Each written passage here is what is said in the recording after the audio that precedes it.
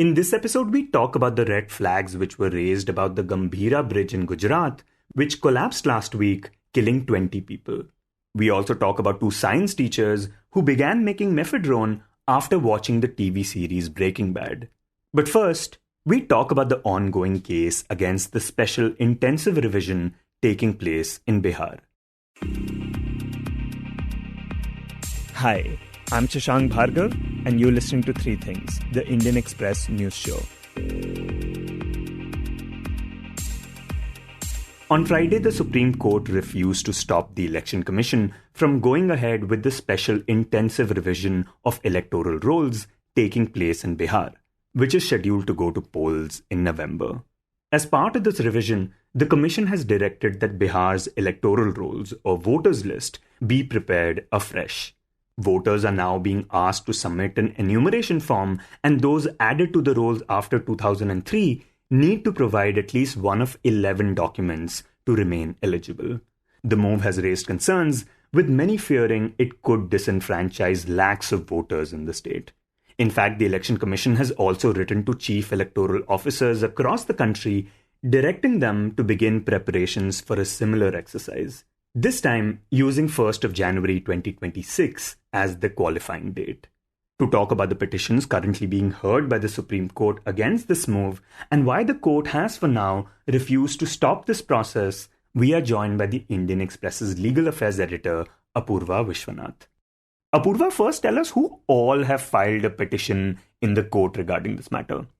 So, there are a batch of petitions in this. The first one was by Association for Democratic Reforms, an organization that has been working on electoral laws for a very long time. And there's also PUCL, which has moved in. There are also some MPs who've come to court, from Trinamool Congress MP Mahua Moitra to even including JDU's Manoj Jha. A whole bunch of MPs later have come together as a coalition also and moved to court. There are also public interest litigation by leading social activists of Bihar. So there is a huge batch of petitions now. Some of them are voters of Bihar, some of them are not. But I think they raise larger constitutional issues even when they are not voters of Bihar, because this could be the first step and it could be the template for many other states to follow suit. Right. In fact, the Election Commission has now written to chief electoral officers of other states about this. But when we talk about these petitions, tell us, what are the arguments that they're making? So there are several concerns here, but I think the primary argument by the petitioners is twofold. First, whether this is an exercise in weeding out non-citizens from voter list, because that examination has to happen as per a different procedure of law. Of course, the Constitution, while it calls for adult suffrage, which is anybody over the age of 18 is eligible to vote, it also prescribes citizenship as the foremost criteria for that, right? And so far, the EC required a self-declaration from voters. So if I said I'm a citizen and I get a voter ID card, my name is on the electoral rolls, and I go to vote, right? And there is a process to remove someone from an electoral roll as well, which is through an inquiry. So suppose my election officer receives information that I am not a citizen. A notice is issued to me under the provisions of the Representations of People's Act. And after a summary inquiry, which means I'm given an audience with the officer, and based on, valid proofs and determining my legal status, I may be struck off from the votes, right? But what the Bihar special intensive revision exercise is, in a sense, it shifts that burden of proof on the voter. It says, now come and tell us you are a eligible voter. Right, you show us proof that you are in fact a citizen of India, for example, and then we'll put you on the voters list. Right, but the EC is saying it's not just citizenship, right? Whether you're an eligible voter. So of course, the main criteria is to be a citizen. So you have to bring in. And in India, we know that citizenship is governed by the Citizenship Act. And what we have is, if you were born in India after 1950, you're a citizen of India. If you were born in India after 1987, you are a citizen of India if either of your parents are citizens of India. If you're born after 2003, you are a citizen of India if both your parents are citizens of India, right? So this is the structure that we follow. So if anyone is being told that they're not citizens of India, there is a particular due process that has to be followed. And the petitioner's argument is that the exercise that the EC is undertaking and whether that is the remit of the EC to do so, which is also what came up in the hearing on Thursday. The second issue was, what are the modalities through which this special intensive revision is happening, which means that the EC has given a list of 11 documents, which is, they say, an inclusive list. That means apart from those 11, other documents also might be considered, but they specifically exclude some documents to consider this eligibility, right? And in the documents that they've excluded are Aadhaar, voter ID, and the ration card. Right, and these are some of the most common documents that people have, right? Especially Aadhaar card.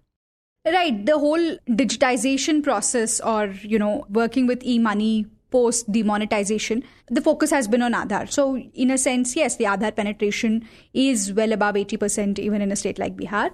But these are some of the commonly held ID cards. Having said that, there is no one proof of citizenship in India. Like I said, our citizenship status is determined based on whether our parents were citizens, right? So that is the kind of documentation you need. So there are a whole number of court cases or in cases where someone is deemed to be without legal status, where the courts have said that, you can bring your passport, but that in itself is not proof of citizenship. Aadhaar in itself is not proof of citizenship. So there is no one document that can give you proof of citizenship.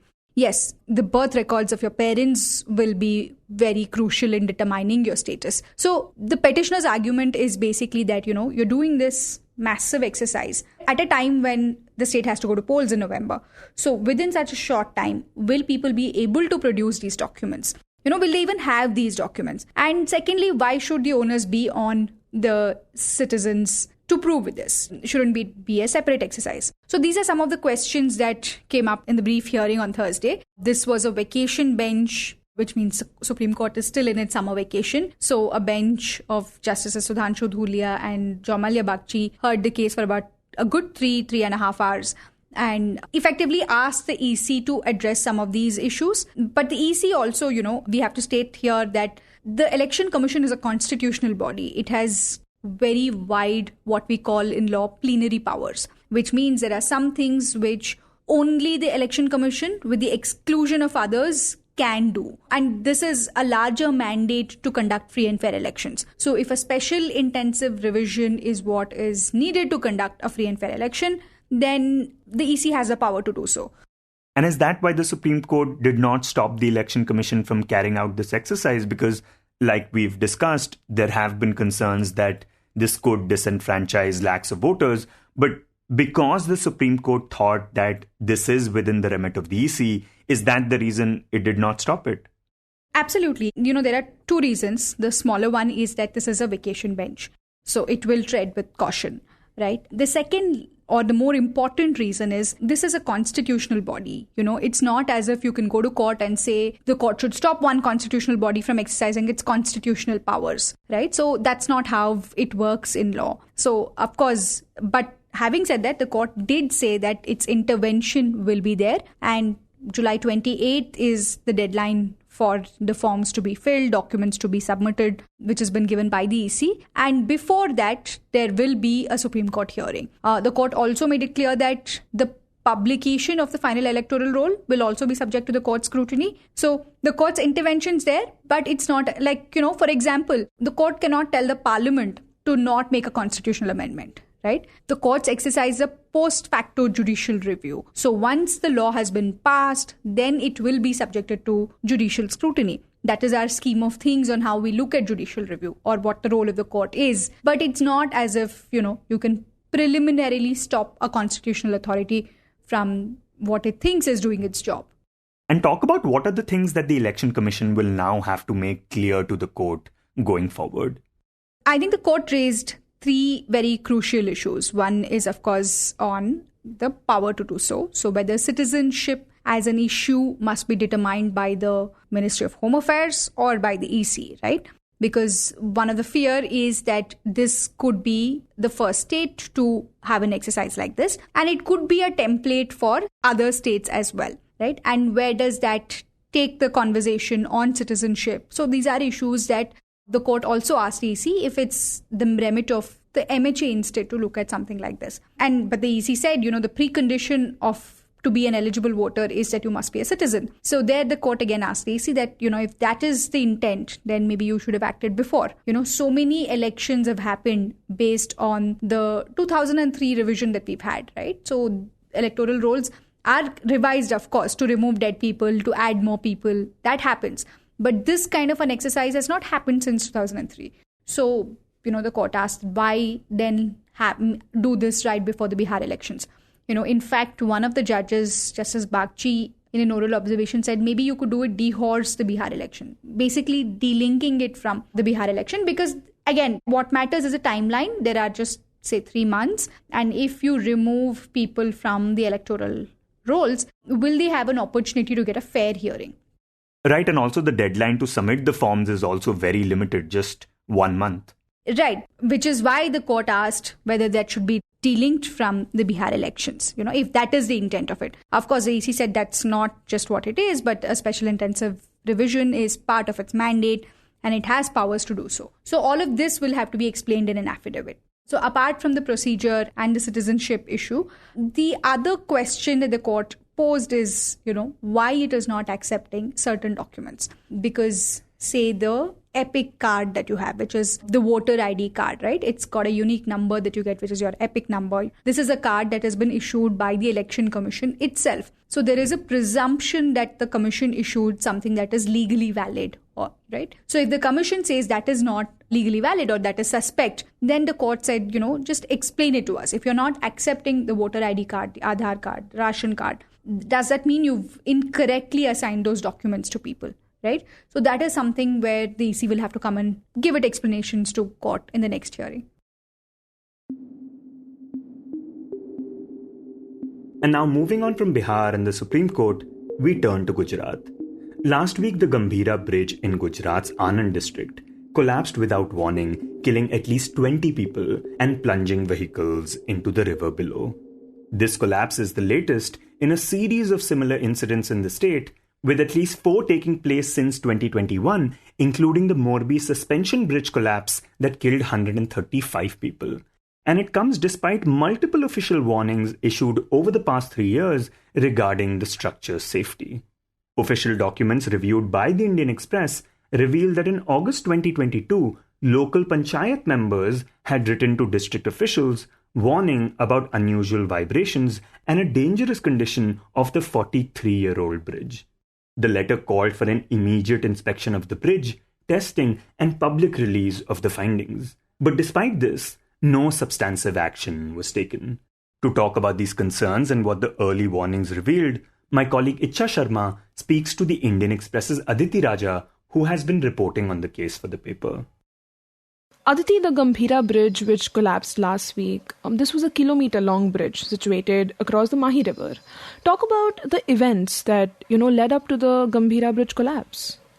So now this particular bridge that connected Mojpur in Padra Taluka of Vadodara district to Gambhira village in Anand district is among the many bridges that are built on the Mahi River in the state. Now on Wednesday morning between 7:15 7:30 a.m., one of the concrete girders or the segment of the bridge slab collapsed all of a sudden and fell into the river, which has been swelling following the heavy rains in the region last week.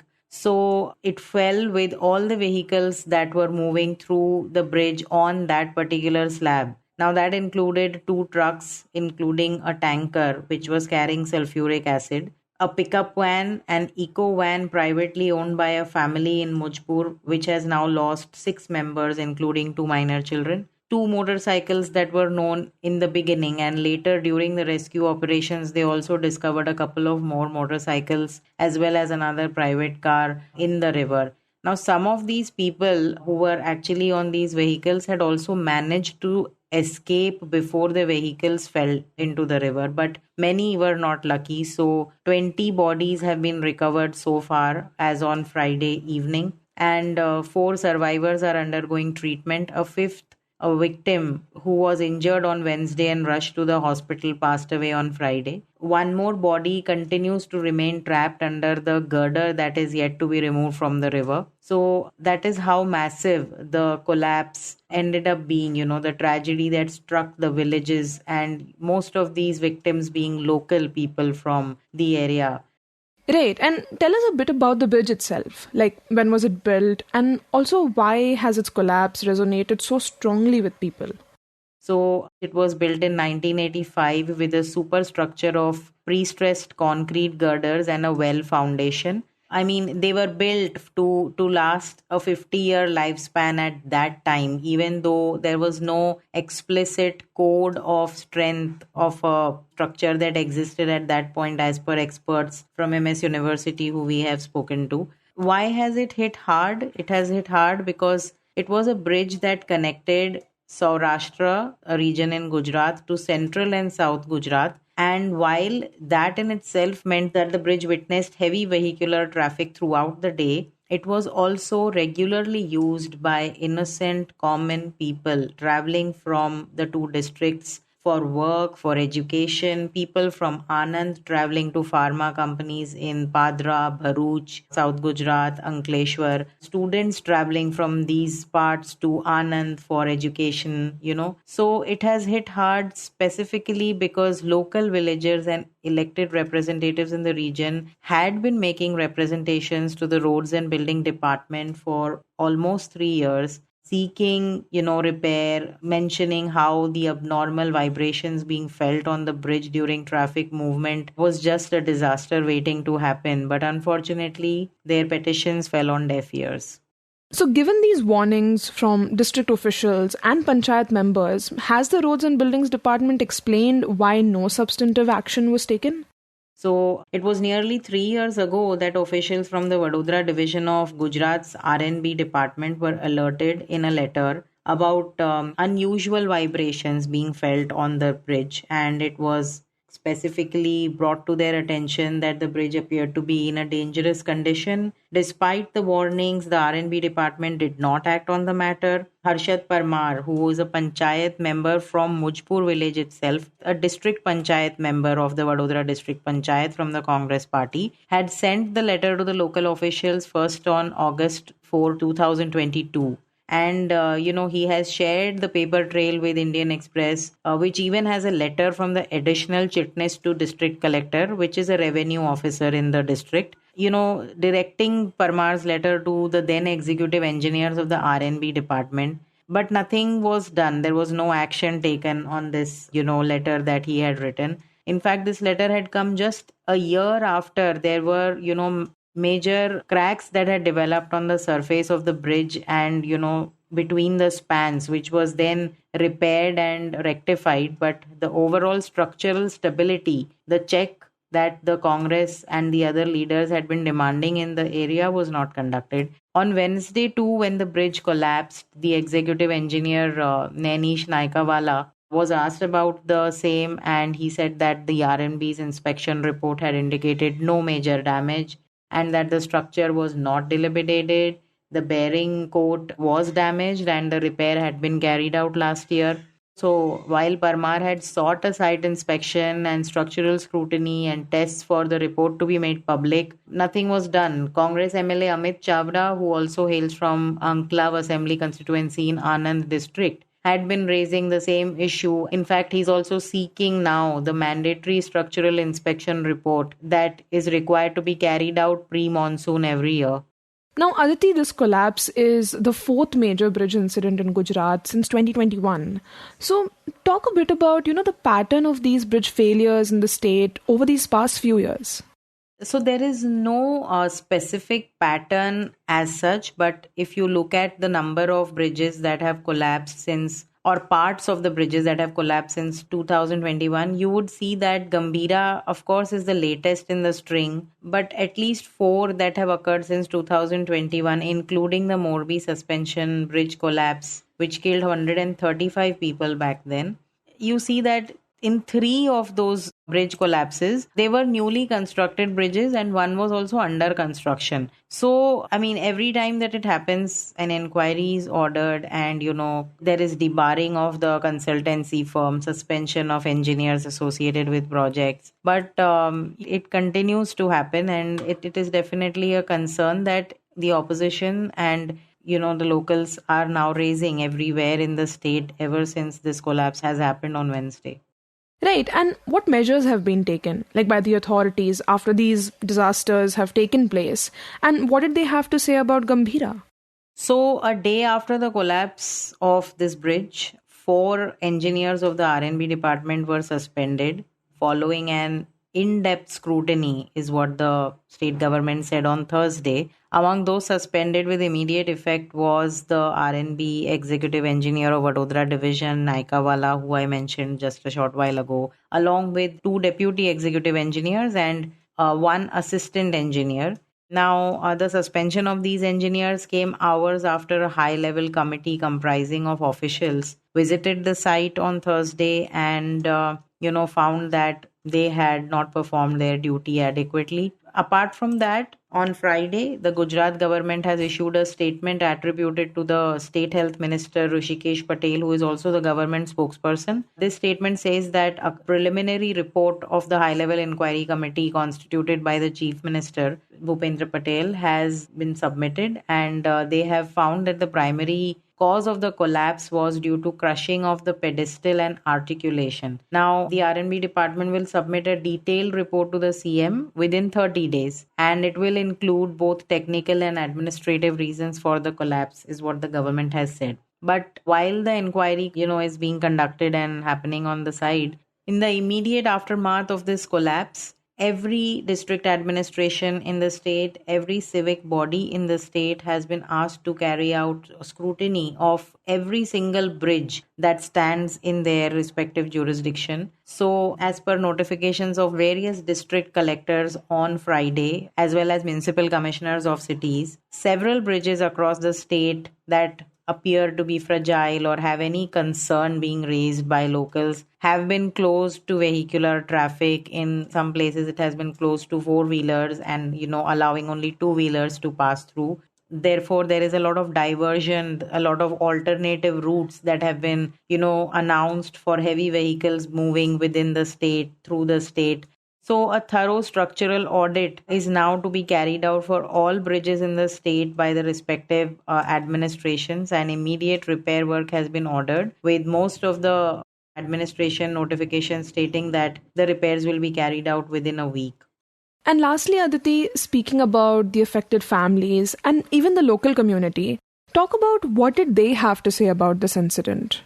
So the first blow for the local residents has been losing their people. I mean, out of the 20 people who have died so far, most of them are from the villages around this bridge. A few of them, from Panchmahal district, which is slightly far from here. But this particular incident has shaken up the villagers around because, they have been telling us that they knew that the bridge needed repairs, but every time they passed through the bridge, they did not imagine that it would end in this kind of a tragedy. So, for example, this family from Mujpur that was traveling to a pilgrim place, Bhavnagar, on Thursday to fulfill a pledge, a vow that they had taken. And they lost 6 members, including 2 children. Just one woman who was traveling in the car and seated in the boot survived. And the family is unable to come to terms with the loss that they have faced because there were 4 male members of the family in the car, and they come from this community where male members are the dominant breadwinners. So in just a blink of an eye, they have lost 4 breadwinners and left behind young children. Similar stories of grief, also on the other side of the bridge in Anand district, where people set out for work and did not return. There were so many people who were returning from night shifts in pharma companies and did not reach home. The weight, the anguish that the families faced because the bodies were not found immediately after the accident, since the retrieval process of these bodies was also very cumbersome given that it was a river and the incident had happened slightly away from the river bank, which did not allow heavy equipment to be sent close to the, vehicles that had fallen into the river. It has, of course, left the entire region in a lot of anguish, knowing that, it was a bridge that needed a repair, which they had been asking for several years, but nobody paid attention. And in the end, the loss has been so huge that most of them have been questioning whether the compensation announced by the government can actually fill the vacuum that has been left behind by, their departed loved ones. And finally, we turn our attention to Rajasthan's Sri Ganganagar district, where 2 science teachers were arrested last week by the Narcotics Control Bureau on charges of manufacturing Mephedrone, commonly known as MD or Meow Meow. Now, the 2 were reportedly inspired by the hit TV series Breaking Bad, in which a high school science teacher, Walter White, uses his knowledge of chemistry to produce methamphetamine after being diagnosed with cancer. To understand what led these teachers to get involved in drug making, we speak to the Indian Express's Parul Kulshrestha, who begins by telling us more about the district where the crime took place. So, Sri Ganganagar is actually a district in Rajasthan, in northern Rajasthan, which is neighboring district to Punjab and also share the border with Pakistan. So, Punjab is already suffering from a drug crisis. So, since then, there has been a lot of severe drug problem in Sri Ganganagar and Hanumangarh. So, these 2 teachers, Manoj Bhargava and Indrajit Bishnoi, these 2 teachers are teaching in schools in Ganganagar. So, Manoj Bhargava is already a government teacher at the government senior secondary school Muklava in Ganganagar, and Indrajit Bishnoi was preparing for government exams, and he was also teaching at a coaching institute. So because such a rampant usage of drugs in the district, there has been a lot of incidences when a lot of commoners are also involved in selling drugs. In fact, she says both Manoj, a chemistry teacher, and Indrajit, a physics teacher, were selling small amounts of low-grade heroin, locally known as chitta, on the streets and even to their students. But last year, after watching Breaking Bad, they decided to take things a step further. So they got an idea that because we have a science background and all these chemicals are readily available in the market because they are used in other industrial purposes, so we can also manufacture our own drugs in our house and sell it online or sell it in the market. So that's how they got an inspiration from the Breaking Bad, and they started manufacturing in a house in Ganganagar.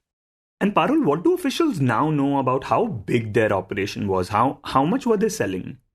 So MD is a very expensive drug and also not available over there. And when the officials raided the apartment where they were making, because they rented an apartment in Ganganagar for 10,000 rupees, 2 BHK, and they were set up their lab and started in manufacturing MD. So when they raided the apartment, they found 780 grams of ready-made MD. They were about to sell it in the market. It was around 2.5 crores. And in 2.5 months since then they, started living in that apartment and started manufacturing, they have sold around 15 crores of MD already, 5 kgs of MD. So that is a scale of, the drug business. And Parul, you mentioned how this region has been dealing with the drug problem with its proximity to Punjab and Pakistan. Talk about the kind of action the authorities have been taking to curb this menace. Authorities have been trying a lot in other ways and all. But the thing is, situation is so bad. In last year, more than 150 people have died in Ganganagar because of drug overdose, and which is highest in the state in Rajasthan. And drugs is easily available. Even every village in Ganganagar, in every corner, there is a drug shop, or, people are purchasing drugs from the chemist shop in Ganganagar. So the situation is really grievous and the scale of the problem is really high. But I will also blame the authorities and the state government, which still it has not been made a priority for the state government. They do it locally, they raid places and all, but they have not done serious efforts to curb the situation. They are still lacking in that. And when we talk about this particular case, have the officials found out who else was involved in this operation besides Manoj and Indrajit? So what they used to do, both of them, they used to just manufacture the drug, but the supplier and the seller was someone else. So on July 8th, they caught both the teachers. And after that, on July 10th, they caught Ashish Rathi, who was already in jail, and he got out on bail on July 9th and he was caught on July 10th. So he and his wife was the one who used to take the drug from them and used to sell it in the open market. So he was also caught and he's also again sent to the jail, and more than 20 cases are registered on him and his wife of extortion and drugs. You were listening to Three Things by the Indian Express. Today's show was edited and mixed by Suresh Pawar and produced by Ichha Sharma and me, Shashank Bhargava. If you like the show, then do subscribe to us wherever you get your podcasts. You can also recommend the show to someone you think will like it, share it with a friend or someone in your family. It's the best way for people to get to know about us. You can also tweet us at Express Audio and write to us at podcast@indianexpress.com.